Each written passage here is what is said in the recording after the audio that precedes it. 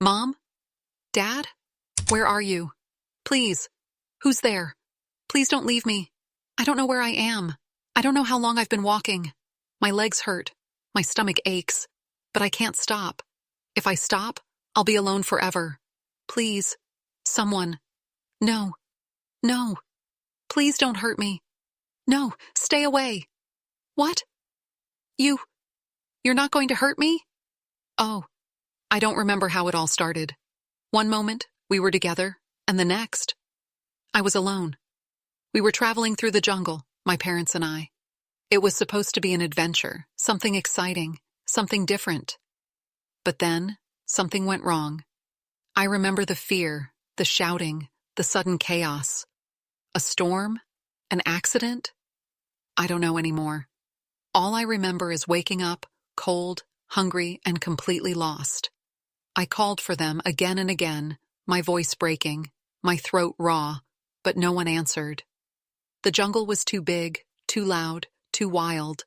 Every shadow felt like a monster, every sound a threat. My feet ached, covered in cuts from the rough ground. My stomach twisted in pain, begging for food, but there was nothing.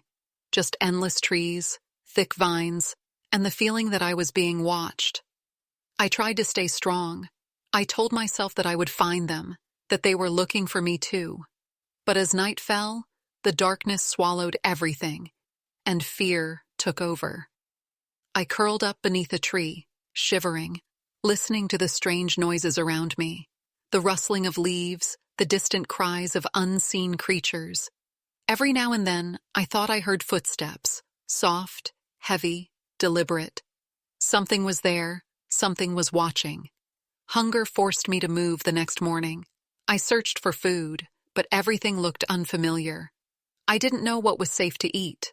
The thirst was worse. My lips were dry, my head dizzy. I followed the sound of water until I found a small stream, dipping my hands into the cool liquid, drinking desperately. But just as I began to feel relief, I heard it again. Movement. I turned, heart racing. And there, just beyond the trees, was the gorilla. The same one from the night before. It hadn't left. It had been following me. I froze, unsure whether to run or stay still. But then, something unexpected happened. It didn't attack. It didn't growl. It just watched me, studying me, almost like it was trying to understand. For a long moment, neither of us moved. Then, slowly, the gorilla reached down and picked up a handful of berries from the ground. It placed them in front of me, then backed away. I stared at them, then at the gorilla. Was this a test? A trap? Or was it helping me? My stomach ached, the hunger too strong to ignore. Cautiously, I reached out, taking one of the berries and placing it in my mouth. It was sweet, juicy, unlike anything I had ever tasted. The gorilla grunted, as if satisfied, then turned and walked away. I watched it disappear into the jungle, my mind spinning. It could have hurt me. It could have left me. But instead, it fed me. I didn't understand why, but one thing was clear. This was only the beginning. The gorilla didn't leave me. It was always there, watching from a distance, sometimes appearing when I least expected it. At first, I didn't know what to think. Was it protecting me? Or was it simply curious about this strange, helpless creature that had wandered into its world? Either way, I had no choice but to follow. Alone, I wouldn't survive. But with the gorilla, maybe I had a chance. The first few days were the hardest. I was weak, struggling to keep up, my body aching from exhaustion and hunger. But the gorilla seemed to understand. It would slow down when I fell behind, waiting patiently. When I was too tired to move, it sat nearby, as if keeping watch. And then there were the moments I would never forget, the lessons it taught me, the things I never imagined I could do. Food was the first challenge. I had no idea what was safe to eat, but the gorilla did. It showed me where to find berries, how to crack open nuts, even how to dig for roots beneath the damp earth. I watched carefully, copying its movements, my hands clumsy at first, but growing steadier with time. Water was easier now. The stream had become my lifeline, a place where I could drink, wash, and cool off when the heat became unbearable. Then came climbing. I had always been afraid of heights, but in the jungle, the trees were safety. The gorilla led me to a massive tree with thick, twisted branches. It moved effortlessly, pulling itself up with powerful arms, waiting for me to follow. My first attempt was pathetic. I slipped, scraped my knees, and landed hard on my back. But the gorilla didn't give up on me. It grunted, gesturing again. Try. So I did. Again and again, until one day I reached the lowest branch, then the next, and the next. Communication was the strangest part. Gorillas didn't speak, but they understood each other perfectly. I started paying attention to the way they moved, the sounds they made. A deep grunt meant to follow. A sharp snort was a warning. A low rumble meant comfort. Slowly, I learned. I wasn't just surviving anymore. I was becoming part of something bigger. One day, everything changed. I met the others. The gorilla hadn't been alone. There was a whole family hidden deep within the jungle. Females, juveniles, even a tiny baby clinging to its mother's back. They eyed me cautiously, uncertain of what I was. But the silverback, the one who had found me, simply grunted and sat down. It wasn't just watching over me, it was welcoming me. I didn't belong in their world, not really. But for the first time since I had been lost, I didn't feel alone. Days turned into weeks, and the jungle no longer felt like a place of fear. It became my home. The gorillas accepted me in their own way, letting me sit with them, move with them, even rest in the nests they built each night. The silverback was always close, his presence both powerful and reassuring.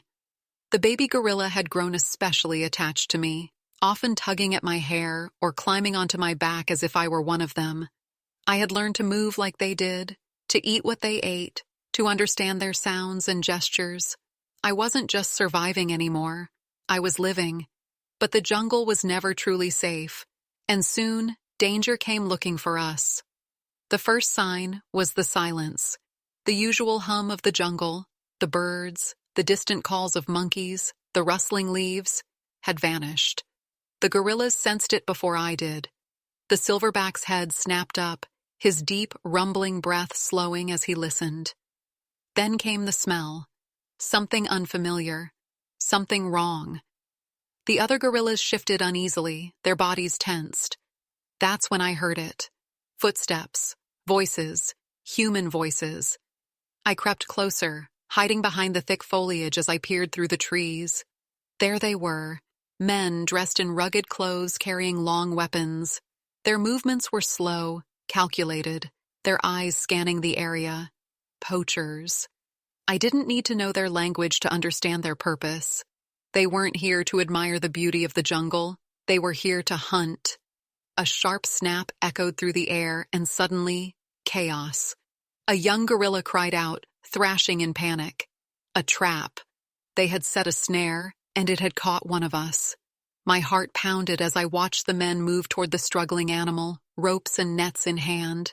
The silverback roared, a sound that shook the air itself. The others scattered, but he didn't back down. He pounded his chest, charging forward. The men hesitated for only a moment before raising their weapons. I didn't think. I ran. Bursting from my hiding place, I grabbed the nearest branch and threw it as hard as I could, screaming. The poachers turned, startled. For a split second, they looked confused. Why was a human child with the gorillas? But I didn't give them time to figure it out. I threw another branch, then another, shouting, making as much noise as possible. The jungle was dense, full of hidden dangers they didn't understand. If I could make them believe they were surrounded, maybe, just maybe, they would retreat.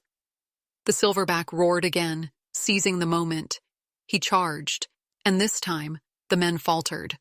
One of them shouted something, and in an instant, they turned and ran. I didn't stop to watch them go. I rushed to the young gorilla, hands shaking as I worked to loosen the snare.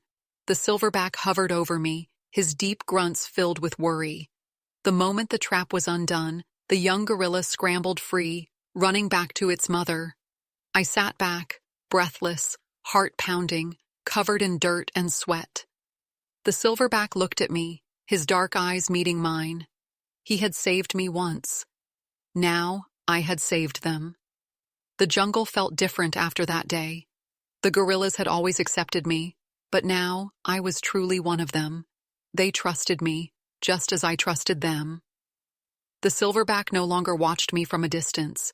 He let me sit beside him, move with him, even rest against him when the nights grew cold. The younger ones played around me, pulling at my hands, climbing onto my back, treating me like an older sibling. I had found my place in their world. But deep down, I knew it couldn't last forever. The thought had always been there, buried beneath the survival, the learning, the moments of peace. I didn't belong here. Not really. My home, my family, wherever they were out there, beyond the trees, beyond the rivers and mountains.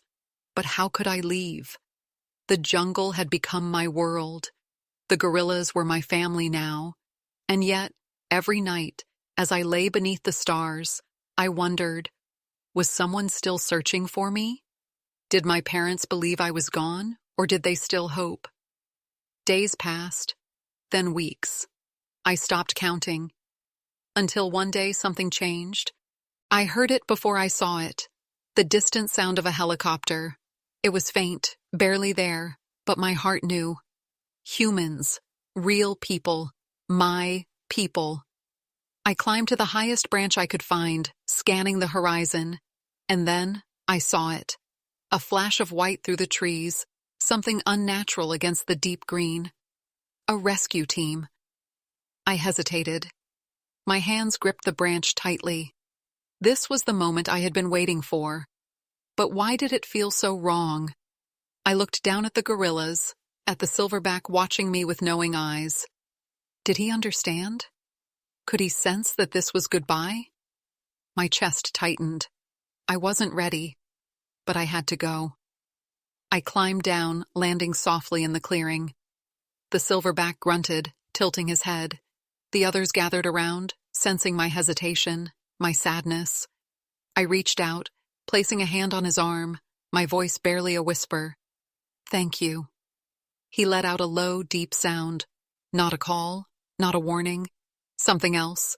Something only we understood. Then, with one last look at the only family I had known in this wild world, I turned and ran toward the sound of my old life calling me home. The sound of voices grew louder as I ran, my heart pounding with every step. Branches scratched my arms, my legs ached, but I didn't stop. I burst through the trees into a small clearing, and there they were. Humans. Real, living, human beings. A rescue team, dressed in bright colors, their faces filled with shock as they turned toward me. For a moment, no one moved. Then, someone gasped, "Oh my God! It's her!" A woman rushed forward, her eyes wide with disbelief.